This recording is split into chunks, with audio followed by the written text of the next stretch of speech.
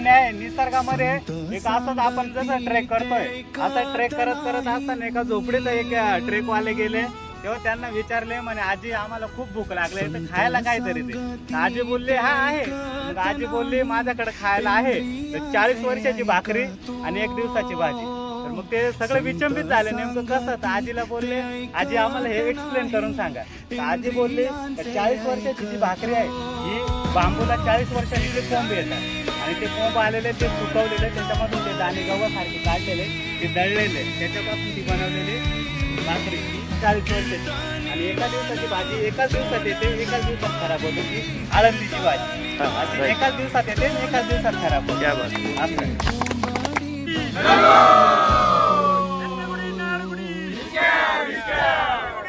कशाला काशी जातो र बाबा कशाला पंढरी जातो कशाला काशी जातो र बाबा कशाला पंढरी जातो।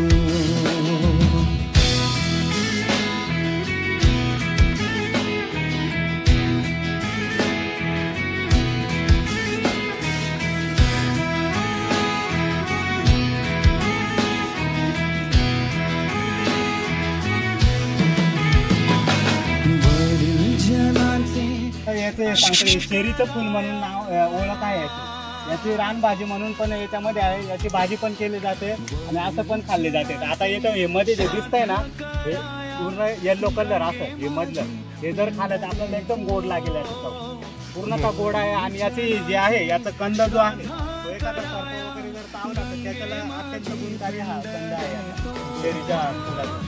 हो फुलाचं म्हणजे हा वेल पूर्ण आणि त्याचा खाली कंद त्याच्यामुळे हे सापडणं खूप दुर्मिळ आहे। जिथे कुठे असेल ना लोक जे भेटले तर डायरेक्ट खोदून ते मुळं घेऊन जातात नष्ट होण्याच्या मार्गावर आले। खोटा व्यापार जरा ना सोडितो देवा कसा पावतो प्रॉब्लेम नाही गोडे का गोडे हो हाय शपथ मस्त। कशाला काशी जातो र बाबा कशाला पंढरी जातो कशाला काशी जातो र बाबा कशाला पंढरी जातो।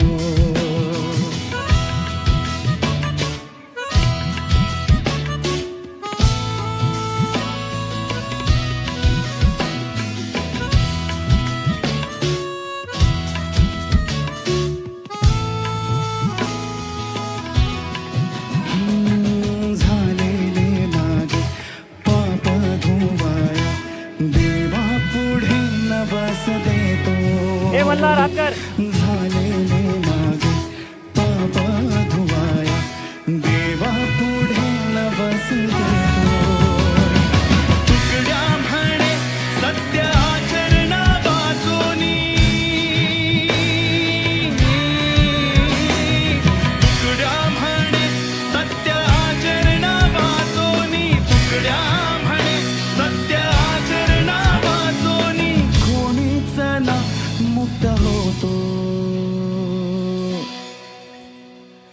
कशाला काशी जातो र बाबा कशाला पंढरी जातो कशाला काशी जातो र बाबा कशाला पंढरी जातो कशाला काशी जातो र बाबा कशाला पंढरी जातो कशाला काशी जातो र बाबा कशाला पंढरी जातो कशाला काशी जातो कशाला पंढरी जातो।